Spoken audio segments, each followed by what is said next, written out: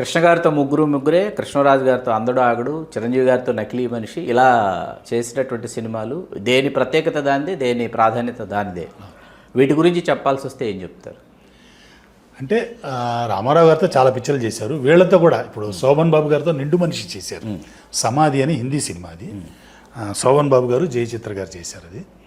కృష్ణ గారితో ముగ్గురు ఏక్సే బడ్కర్ ఏక్ అని సినిమా అది. అలాగే అందడు ఆగడు, అది కిస్మత్ అనుకుంటాను, హిందీలో ధర్మేంద్ర గారు చేశారు అనుకుంటాను. కృష్ణరాజు గారు యాక్ట్ చేశారు అందడు ఆగడు. నకిలీ మనిషి చిరంజీవి గారు. నేను చావనని సాంబశివరావు గారి నవల, బ్రహ్మాండంగా ఉంటుంది. చిరంజీవి గారు డ్యూయల్ రోల్ అందులో, హీరో అయినా విలన్ ఆయనే. అది అప్పుడప్పుడే ఆయన వస్తున్నారు, కోతల రాయుడు అవన్నీ అయిపోయినాయి, అప్పుడే అయింది, వస్తున్నారు, ఆయనతో చేశారు. మా చిన్నాన్న కెమెరామెన్, వైవిరావు గారు ప్రొడ్యూసర్. అంటే రవిచిత్ర హిట్ కాంబినేషన్ అది. అందులో ఆయన చేయటం. ఇప్పుడు నిండు మనిషి వచ్చినప్పుడు శోభన్ బాబు గారు ఆయన స్టైల్ అది, అందులో కూడా డ్యూయల్ రోల్ అనుకుంటాను శోభన్ బాబు గారు. అది కృష్ణ గారు అంటే కృష్ణ గారు మా నాన్నగారి లక్కీ మ్యాస్కెట్ సత్యనారాయణ గారు, ఇక మోహన్ బాబు గారు, వాళ్ళు ముగ్గురు చేశారు ఎక్సే బడ్కర్ ఏకు. ఇది నకిలీ మనిషి ఈయన చేయటం, ఇద్దరు ఒకరే చేయటం. అందులో చిరంజీవి గారు అంత ఎనర్జెటిక్గా ఫస్ట్ టైం చేయటం, డ్యూయల్ రోలు, హీరో అయినే విలన్ అనే మంచి సీన్స్ ఉంటాయి అందులో, బ్రహ్మాండమైన సీన్స్ ఉంటాయి. అందులోనూ క్లైమాక్స్లో ఆయన చనిపోవటం, కొండ మీద నుంచి స్లో మోషన్లో పడిపోవటం, ఆ రోజు ఫిలింలో తీయటం చాలా కాస్ట్లీగా అయితే చిరంజీవి గారు నా డబ్బుల నుంచి కట్ చేసుకోండి సార్, నా రెమ్యునరేషన్ నుంచి తీసేయండి సార్, తీసేసి ఆ షాట్లు తీయండి సార్ అని దొల్లుకుంటూ వస్తారు.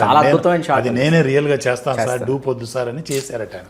చాలా గ్రేట్ నిజంగా. అంటే అలాగా, అంటే ఎవరు మామూలుగా పైకి వచ్చారు సార్, అలాంటి గుడ్ క్వాలిటీస్, ఆ ఇన్వాల్వ్మెంట్, ఆ డెడికేషన్ లేకుండా ఎవరు పైకి రాలేరు అలాగా.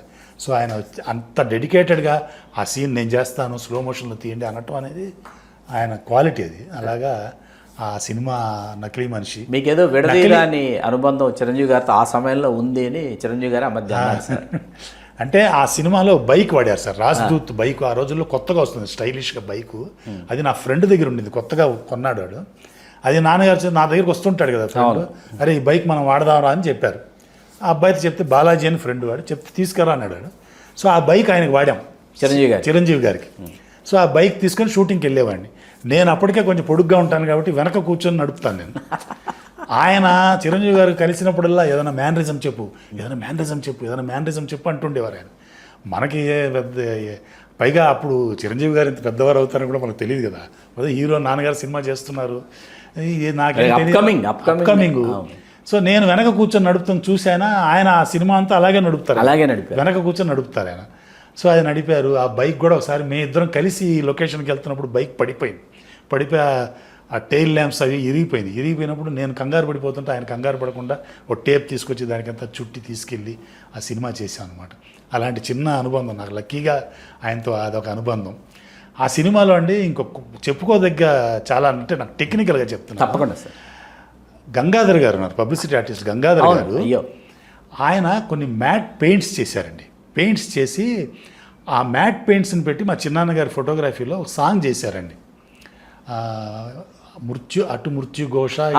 అవును, అద్భుతమైన సాంగ్ సార్. ఎందుకంటే అతను చంపేస్తారని ముందు చావుభయంతో తీసిన పాట. ఆ సాంగ్కి ఆయన గంగాధర్ గారి బ్రహ్మాండమైన పెయింటింగ్స్ని అద్దాల మీద వేసి అది కెమెరాలో పెట్టి బ్రహ్మాండమైన డెప్త్ ఉంటుంది. అంటే ఆ రోజుల్లో ఎఫెక్ట్స్ లేవు కదా, ఇవే ఎఫెక్ట్లు అందులో తీశారనమాట. సంగీత గారును ఈయనతో చిరంజీవి గారితో సాంగ్ అది చాలా బాగుంటుంది అనమాట టెక్నికల్గా. అది ఆ అమ్మాయి నార్త్ ఇండియన్ అమ్మాయి, విలన్ అమ్మాయి, సంగీత గారి వైఫ్. అలాగే ఎండ్ క్లైమాక్స్లో మా చిన్నాన్న గారు నెక్ మాస్క్ వేశారు. ఆ రోజుల్లో మామూలుగా అది చాలా అప్పట్లో బాగా ఇబ్బంది అనేవాళ్ళు కదా సార్. చాలా ఇబ్బంది. అంటే మామూలుగా పేపర్ మాస్క్, హాఫ్ మాస్క్ వేయటం అవన్నీ మామూలు. అది మాస్కింగ్లో పేపర్ మాస్క్, లైట్ మాస్క్ అని ఉండేవి. లైట్ మాస్క్ అంటే నెంబర్ ఆఫ్ క్యారెక్టర్స్ ఉన్నప్పుడు నవరాత్రి లాగా 9 మంది ఒకటే ఫ్రేమ్ అనుకోండి, నాగేశ్వరరావు గారు నవరాత్రి, శివాజీ గారు, నాగేశ్వరరావు గారు తమిళ్లో. సో దాన్ని మనం పేపర్ మాస్క్ వేస్తే ఎక్కడో చోట దొరికిపోతాం మనం. అందుకని లైటింగ్ మాస్క్ చేసేవారు. లైట్ మాస్క్ అంటే ఫ్రేమ్ పెట్టేసి ఎక్కడ లైట్ ఉంటే అక్కడ లైట్ ఆన్ చేసుకుంటూ రికార్డ్ చేయడం. ఇది నెక్ మాస్క్ ఏంటంటే స్టాండ్ అది ఉంటుంది, వేరే బాడీ నెక్కి తంది జాయిన్ చేస్తారు. అది చాలా కష్టమైనది ప్రక్రియ అనమాట అది. అందులో మా చిన్నాన్న గారు చిరంజీవి గారితో బ్రహ్మాండంగా చేశారు ఆ సినిమాలో. అలాగే ఆయన నాగమల్లి అనుకుంటా చంద్రమోహన్ గారి ఇది దేవదాస్ కనకాల గారు. అందులో చంద్రమోహన్ గారు ఒక చంద్రమోహన్ గారు ఇంకో చంద్రమోహన్ గారు గెడ్డం గీయించడం అవును, షేర్ చేస్తారు. ఇవన్నీ ఉన్నాయి. అలాగే నెక్ మాస్క్ వేసి సిపాయి చిన్నలో నాగేశ్వరరావు గారు ఒక నాగేశ్వరరావు గారు ఇంకో నాగేశ్వరరావు ఎత్తుకురావడం ఇవన్నీ చేశారు. సో అది కూడా అందులో టెక్నికల్గా నకిలీ మనిషిలో చాలా గొప్ప ఇదండి. అది అనుభవం అనమాట. అనుభవం.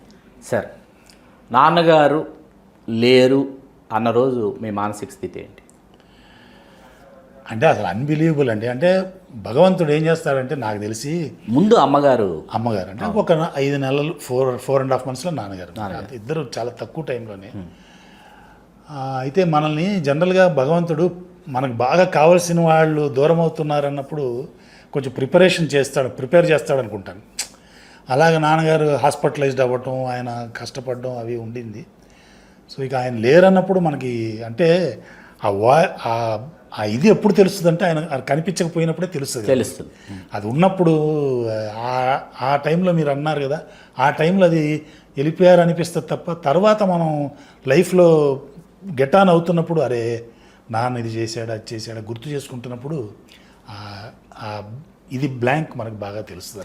నాన్నగారు సార్, నాన్నగారిది ఎన్టీ రామారావు గారిది విడదీరాని అనుబంధం అని అంటారు. అసలు ఎన్టీ రామారావు గారు ప్రస్తావన లేకుండా మీరు అసలు మాట్లాడరు. నాకు బాగా గుర్తుంది అది. అసలు రామారావు గారికి నాన్నగారికి ఎట్లా ఆ అనుబంధం కుదిరింది? నాకు నచ్చిన ఒక సినిమా గురించి ఈ అనుబంధం తర్వాత మాట్లాడుకుందాం, వాళ్ళిద్దరి కలయికలో. అంటే ఎన్టీ రామారావు గారు అంటే మా నాన్నగారికి దైవంతో సమానం అండి ఆయనకి. ఎందుకంటే రామారావు గారు లేకపోతే మా నాన్నగారు లేరు. అది నేను అన్ని చోట్ల చెప్తాను నేను.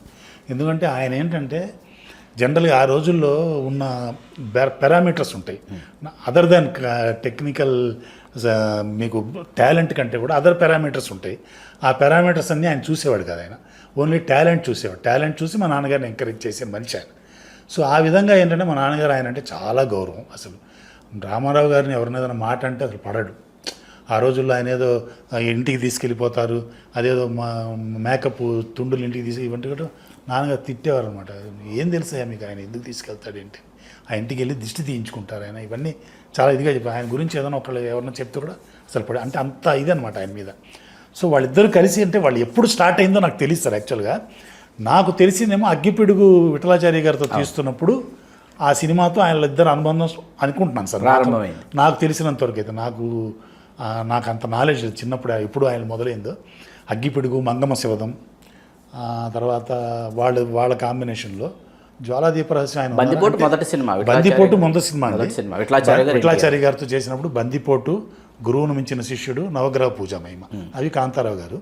అగ్గిపిడుగు, మంగమ్మ శబదం, జ్వాలాదీప రహస్యం, విజయసింహ, తర్వాత ఏదో కన్నడం ఏదో చేశారంటే 9 సినిమాలు చేశారు మా నాన్నగారు విఠలాచార్య గారు.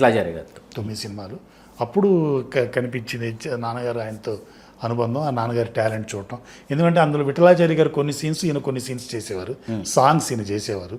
కాబట్టి వాళ్ళిద్దరికి అక్కడ ఆయన మా నాన్నగారి గురించి తెలియటం అది అక్కడ బాగా అయ్యిందేమో అనుకుంటున్నాను నేను. తర్వాత నిండు మనసుల్లో వాళ్ళకిద్దరికి బాగా ర్యాప్ పెరిగింది నిండు మనసుల సినిమాలో. ఆ తర్వాత నేనే మొనగాడిని చేశాను. నేనే మొనగాడిని సొంత సినిమా అయింది. నేనే మొనగాడిని అయిన తర్వాత భలే మాస్టర్ అసలు ఎందుకు ఆడలేదు నాకు ఇప్పటికీ అర్థం కాదు సార్.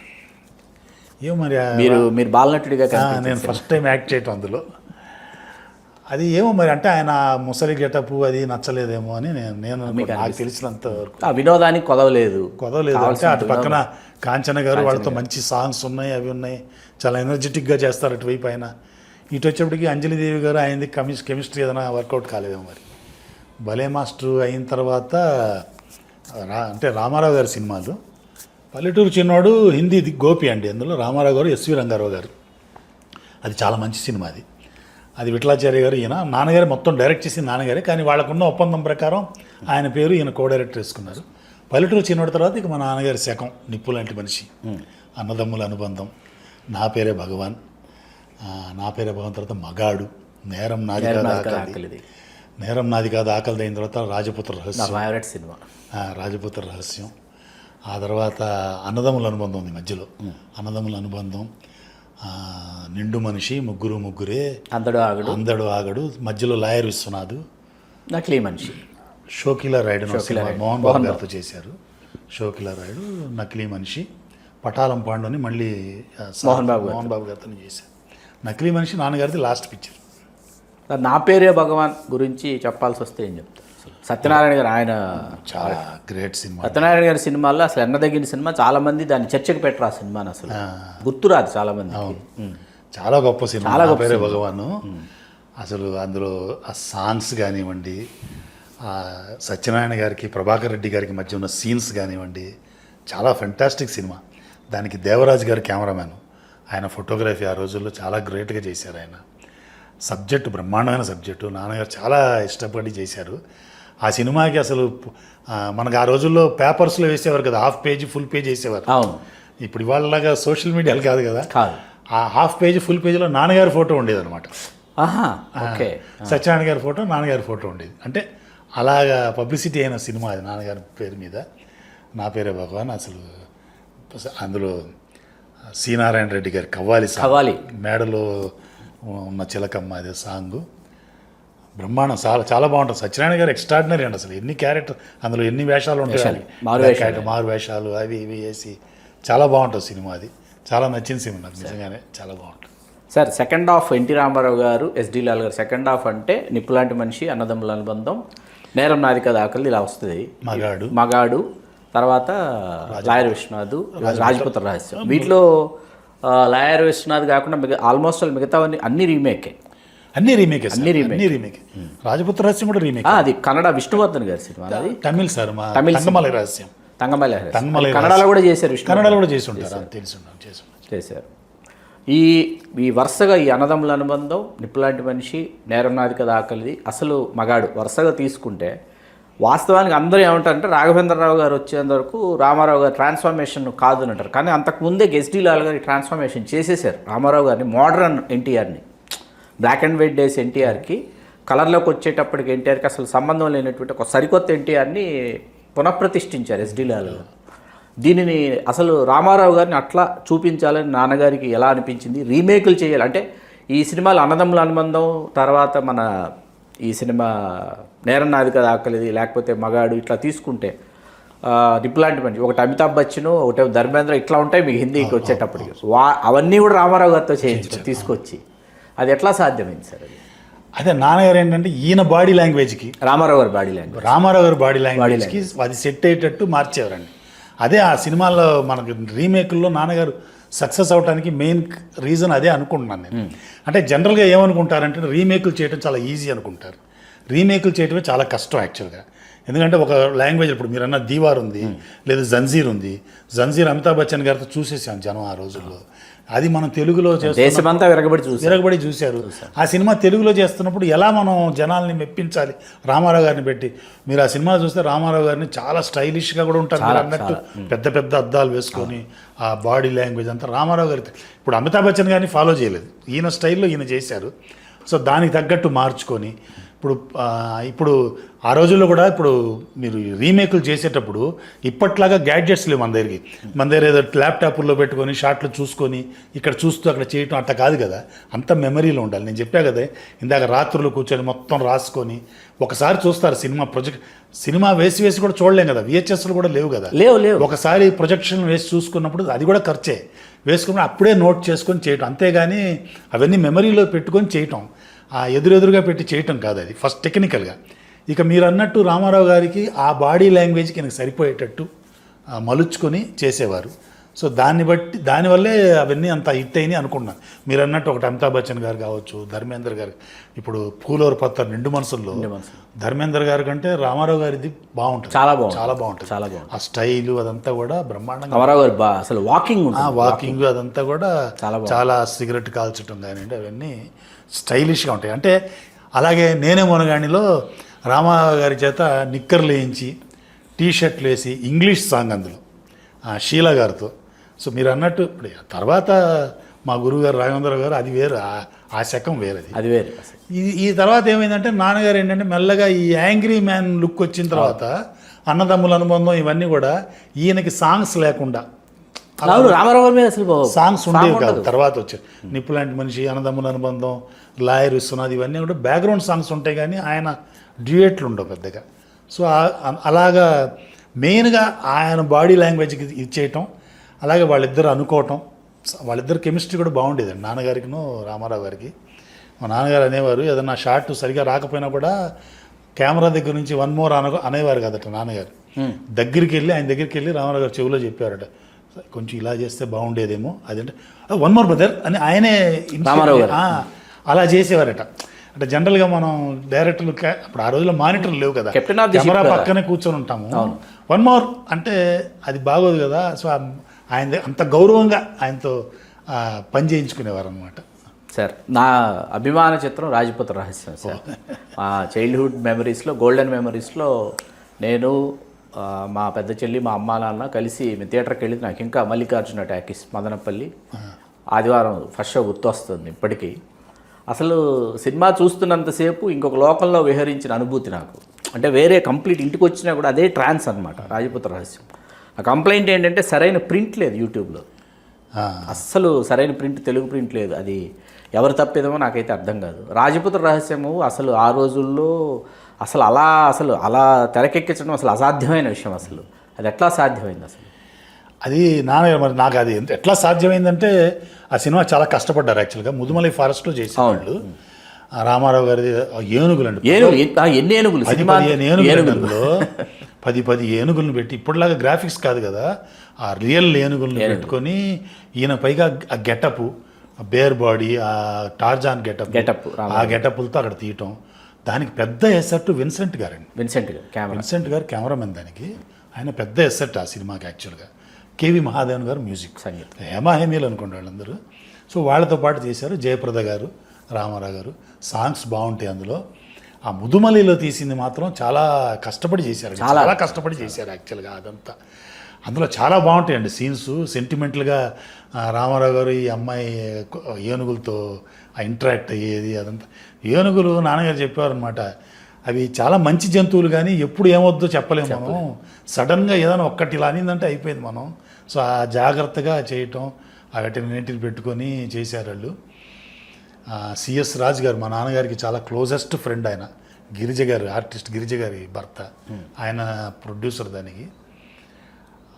విన్సెంట్ గారి కెమెరా, జమున గారు అద్భుతమైన పాత్ర. జమున గారు విలన్ బ్రహ్మాండంగా ఉంటుంది ఆవిడ క్యారెక్టరు. సెట్స్లో తీశారు. తర్వాత ఏమో బెంగళూరు ప్యాలెస్లో చేశారు అక్కడ ఆ సినిమా. అదే చూచాయిగా నాకు అవే గుర్తున్నాయి. మరి అది చాలా మంచి సినిమా, గొప్ప సినిమా సార్. తెలుగు చిత్రరాజాల్లో టెక్నికల్గా దాచుకోదగిన సినిమాలు. విన్సెంట్ గారు కెమెరామెన్ దానికి. విన్సెంట్ గారు చేస్తున్నప్పుడు నాకు నా లేటర్ లైఫ్లో నాకు పాఠాలు చెప్పేటప్పుడు నాన్నగారు విన్సెంట్ గారి నాకు ఆదర్శంగా ఒక పాయింట్ చెప్పేవారు అనమాట. అరే ఆయన అంత పెద్ద కెమెరామెన్ కదా, ఆయన పొద్దున వచ్చి ఫస్ట్ షాట్ చెప్తుంటాం కదా, డైరెక్టర్ చెప్తాడు కదా, ఆయన ఎంత శ్రద్ధతో వింటాడో, రాత్రి 9ంటికి లాస్ట్ షాట్ కూడా అంతే శ్రద్ధతో వింటాడు ఆయన. అది లాస్ట్ షాట్ ఒక అగ్గిపెట్టి క్లోజ్ షాట్ అయి ఉండొచ్చు, ఇన్సెట్ అయినా కూడా ఆయన అంతే శ్రమతో చేస్తాడు ఆయన. సో అది నేర్చుకోవాలి మనం అని ఆయన గురించి చెప్పేటప్పుడు ఆ మాట చెప్పాడు అనమాట, విన్సెంట్ గారి గురించి చెప్పేటప్పుడు. అద్భుతం సార్. నాన్నగారికి అతి సన్నిహితులు, అత్యంత సన్నిహితులు, ఆత్మీయులు అంటే సినిమా పరిశ్రమలో ఎవరి గురించి చెప్తారు? నాకు తెలిసినంత సిఎస్ రాజు గారండి. సిఎస్ రాజు, గిరిజ గారి సన్యాస్ రాజు గారు అండి. ఆయనతో బాగా క్లోజ్గా ఉండేవారండి. నాన్నగారికి మెయిన్ సపోర్ట్ పిల్లర్ అంటే వైవీరావు గారు. రవిచిత్ర ఫిలిమ్స్, ఆయనతో ఎక్కువ సినిమాలు చేశారు. గొల్లపూడి మారుతిరావు గారు ఎక్కువ సినిమాలు రాశారు కాబట్టి వాళ్ళిద్దరు ఫ్రెండ్షిప్ నాకు తెలిసి. ఇక ఆయనకి మిగతా ఎవరున్నారో తెలియదు. Telugu cinema commercial care of address అంటే ఎస్డి లాల్ గారి పేరు చెప్పచ్చు. ఎస్డి లాల్ గారి భావజాలం ఏదైతే ఉందో, అంటే తెర మీద సినిమాగా కమర్షియల్గా చూపించాలి అనేటటువంటి ఆ భావజాలాన్ని ఆ తర్వాత కేఎస్ఆర్ దాస్ గారు అందిపుచ్చుకున్నారని నాకు అనిపిస్తుంది. ఇది టెక్నిక్ కావచ్చు, స్పీడ్ కావచ్చు, ఇవన్నీ క్యారీ చేయటం, క్యారీ ఫార్వర్డ్ అంటారు. అది మీ కేఎస్ఆర్ దాస్ గారు అక్కడి నుంచి చేసుకొచ్చారు. కాకపోతే కేఎస్ఆర్ దాస్ గారు, రాఘవేంద్రరావు గారిది కమర్షియల్ సినిమాకి సంబంధించి అదొక మాయాజాలం అయింది. కోదండరామరెడ్డి గారు వాళ్ళది అదొక ఇది. కాకపోతే వీళ్ళ గురించి జరిగినంత చర్చ ఎస్డి లాల్ గారి మీద జరగలేదు అంటే మీరేం చెప్తారు? జరగలేదంటే ఏం చెప్తా అంటే, ఇప్పుడు మా నాన్నగారిది సినిమాలు ఒకటే కాదు కదండి, ఆయన మిగతా లైఫ్ కూడా, సోషల్ లైఫ్ కూడా. ఇప్పుడు టెక్నీషియన్స్ కోసం ఒక కాలనీ కట్టించటం, డైరెక్టర్స్కి అసోసియేషన్ పెట్టడం మెడ్రాస్లో first time association, south Indian film directors association అని సిఫ్డాని పెట్టారు. దానికి మా నాన్నగారు బిఎస్ నారాయణ గారు వాళ్ళిద్దరూ మెయిన్ ఆద్యులు దానికి. సో వాళ్ళు అక్కడ స్థాపించి ఆ అసోసియేషన్లో అప్పుడున్న బడ్డింగ్ అసోసియేట్ డైరెక్టర్లకి వాళ్ళకందరికీ అలయన్స్ ఫ్రాంకైస్లో అమెరికన్ ఎంబసీలో వాళ్ళ దగ్గరికి అక్కడికి తీసుకెళ్ళి సినిమాలు చూపించడం అలా చేయడం వాళ్ళని ఎడ్యుకేట్ చేస్తూ ఉండేవారు ఆయన. సో ఆ విధంగా ఆ తర్వాత వీళ్ళందరికీ ఇళ్ళు లేవని చెప్పి అప్పుడు కె రాజారాం గారని హౌసింగ్ మినిస్టర్ ఉండేవారు డిఎంకే గవర్నమెంట్లో. ఆయన మోడర్న్ థియేటర్స్లో మా నాన్నగారికి పరిచయం. ఆయన మోడర్న్ థియేటర్స్లో పార్ట్నర్షిప్, ఆయన కూడా రైటర్గా ఏదో ఉండేవారట. ఆ పరిచయం మీద మా నాన్నగారు ఈ south Indian film directors association తరఫున వీళ్ళందరినీ తీసుకెళ్ళి మాకు ఇల్లు కావాలి అని గవర్నమెంట్ తరఫున ఆయన రిక్వెస్ట్ చేస్తే, ఆయన కరుణానిధి గారు అప్పుడు చీఫ్ మినిస్టర్ గారు, ఆయన దగ్గర సినిమా వాళ్ళకి ఇల్లు కడితే మనకి వాళ్ళు ఓట్లేరు, మా స్లమ్కి అదే డబ్బు ఖర్చు పెడితే వాళ్ళు ఓట్లు వేస్తారు మనకంటే కూడా ఆయన మా నాన్నగారి మీద ఉన్న అభిమానంతో ఆయన ఒప్పించి ఫస్ట్ టైం ఇన్ ఏషియా అనుకుంటాను ఒక సినిమా ఫెర్టిలిటీకి ఒక పెద్ద కాలనీ గవర్నమెంట్ కట్టించడం. మేము 10,000 రూపాయలు కడితే మాకు ఇల్లు ఇచ్చేసారు. అప్పుడు 720 రూపాయలు ఎంతో నెలకు కట్టేవాళ్ళం, 5 సంవత్సరాలు 10 సంవత్సరాలు అలాగా ఒక ఇల్లు కాలనీ దానికి మెయిన్ ఆద్యులు అంటే మా నాన్నగారు రాజారాం ఫిలిం డైరెక్టర్స్ అది నాన్నగారు కట్టించింది అది. సో ఇలా ఈ కార్యక్రమాలు కూడా చేశారు. నాట్ ఓన్లీ సినిమాలు ఇవే కాదు, సినిమాలో కూడా ఆయన అంతా ఇప్పుడు మీరు అన్నట్టు చాలా అహెడ్ ఆఫ్ ది టైమ్స్ ఉండేవాడు ఆలోచన పరంగా అన్నీ కూడా. ఏంటంటే ఆయనకి ఎక్కువగా ఈ రీమేక్ సినిమాలు చేశాడు, రీమేక్ సినిమాలే కదా అన్న ఇది ఉండేది కదా సార్. రీమేక్ సినిమాలు చేయడం చాలా ఈజీ కదా అన్న నేను అది ఒరిజినల్ కంటే ఇవి బాగున్నాయి. అది ఎలా ఎంత కష్టపడి చేశారు అది ఆ రోజుల్లో ఎంత కష్టం అది చేయటానికి అనేది ఎక్కువగా తెలియదు కదా సార్ జనాలుగా. ఇప్పుడు సాంగ్స్ కూడా ఇప్పుడు యాదవ్ కి భారత్ ఎంత హిట్ అయిందో సాంగ్స్, అన్నదమ్ముల అనుబంధం సాంగ్స్ అంతే. అవును అవును. మరి అదంతా ఎలా చేయగలుగుతాం అంటే ఆ ముందే ఆలోచన అదంతా ఉండాలి కదా, దాని మీద హోంవర్క్ లేకుండా జరగదు కదా. సో అంత చేసేవారు. కానీ జనాల్లో ఏంటంటే జనాల్లో కానీ వీళ్ళ కానీ రీమేక్ సినిమాలు చేశారని సో ఆ తక్కువ చూపు ఉండిందేమో మరి నాన్నగారి గురించి పెద్దగా ఎస్వి రంగారావు గారు, ఎన్టీ రామారావు గారు, కృష్ణ గారు, శోభన్ బాబు గారు, కృష్ణరాజు గారు, చిరంజీవి గారు మరియు బాలకృష్ణ గారు, మోహన్ బాబు గారు ఎంతమందిని అందరితో చేశారు. వాళ్ళందరినీ డైరెక్ట్ చేసినటువంటి డైరెక్టర్గా వారి గురించి జరగాల్సినంత చర్చ జరగలేదు. ఎందుకంటే నేను మిమ్మల్ని సార్ మనం ఇద్దరం కలిసి కూర్చుని ఇలా మాట్లాడుకోవాలి అని మిమ్మల్ని నేను ఫోన్లో ఒక 4 రోజుల క్రితం కోరినప్పుడు మీరు ఏమన్నారంటే అట్లా కాదు, మీకు సినిమాల పట్ల మీకు ఇట్లా ఏమంటారు ఎక్కువ మమకారం ఏదో ఉంది, అలా ఇలా ఏదో కాసేపు మాట్లాడుకున్న తర్వాత నాలో నేను చాలా కుంచిపోయాను సార్. ఎందుకంటే సినిమా పరిశ్రమలో, తెలుగు సినిమా చరిత్రలో భాగస్వామ్య కుటుంబాలలో మీ కుటుంబం ఒకటి. అది మీరు అవునన్నా కాదన్నా, మీరు మీ గొప్పతనం మీ సంస్కారం, మీరు లేదండి కాదండి మీరు అన్నా, తెలుగు సినిమా చరిత్రలో కొన్ని మజిలీలలో కొన్ని మలుపుల్ని ప్రతిష్ఠించినటువంటి ఎస్డి లాల్ గారి కుటుంబం మీది. అట్లాంటిది మీరు గారు ఏంటి ఇలా అంటున్నారు అని నేను ఒక 4 రోజులు నేను అసలు మీకు ఏ మెసేజ్ చేయలేదు, నేను మీతో కమ్యూనికేట్ అవ్వాలా. నాలో నేను నిజంగా కుంచిపోయాను. ఎందుకంటే జరగాల్సినంత చర్చ వీళ్ళ గురించి జరగాలి కదా, అధ్యయనం చేయాలి కదా ఈ సినిమాల గురించి. ఇప్పుడు మనగాళ్ళకు మనగాడు ఉంది, తమిళ్లో వలనోంకి వలను, హిందీ ఒరిజినల్ ఉస్తాద్ కంటే తెలుగు చాలా బాగుంటుంది. నాకు ఆయన కత్తుల రత్త ఇంట్రడక్షన్ ఎంత ఇష్టం, రంగారావు గారి ఇంట్రడక్షన్ సీను. సెకండ్ హాఫ్ అండి, మనగాళ్ళకు మనగాడు సెకండ్ హాఫ్ అసలు ఆ లైటింగ్ స్కీమ్స్, ఆ బ్లాక్ అండ్ వైట్ డేస్లో హౌ ఇస్ ఇట్ పాసిబుల్, ఆ బ్లాక్ అండ్ వైట్ డేస్లో మనం కనులు ఇలా తిప్పితే ఏది మిస్ అవుతామని అనిపించే విధంగా షార్ట్ కంపోజిషన్ ఉంటుంది. హౌ ఇస్ ఇట్ పాసిబుల్, వీటి గురించి చర్చ జరగాలి కదా, వీటిని కాపాడుకోవాలి కదా అనేది నా వైపు నుంచి నాకు అనిపిస్తుంది. నేను చెందిన అంతర్మదనం అదనమాట. కాబట్టే మనం మాట్లాడుకుంటున్నాం సార్. చాలా సంతోషం. అంటే అసలు ఒకటి ఇలాంటి ప్రోగ్రామ్ పెట్టడం sir, memories with my father అని పెట్టడం, అందులో నన్ను పిలిపించి మాట్లాడడం, మా నాన్నగారు మీతో ప్రారంభించాం. చాలా అసలు చాలా ఇప్పుడు మీరు ఇందాక అన్నారు కదా మా నాన్నగారి గురించి చర్చ. అవును, ఇది చాలు సార్. ఇది ఇంతకంటే గొప్ప అవకాశం ఉంటుంది. హలో, తెలుగు రాజ్యం ఛానల్ చూస్తున్నారా? సామాజిక రాజకీయ జీవన చిత్రణే తెలుగు రాజ్యం. అతిశయోక్తులు అసత్యాలు ఉండవు. రాజకీయ కోణం కాదు, ప్రజా కోణమే కొలబద్ద.